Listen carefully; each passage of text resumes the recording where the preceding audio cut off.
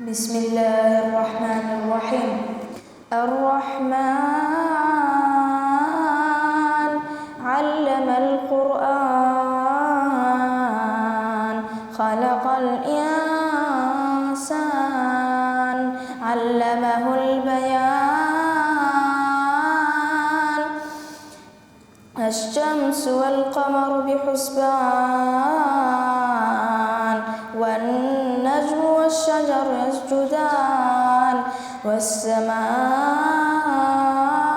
رفعها ووضع الميزان ألا تطغوا في الميزان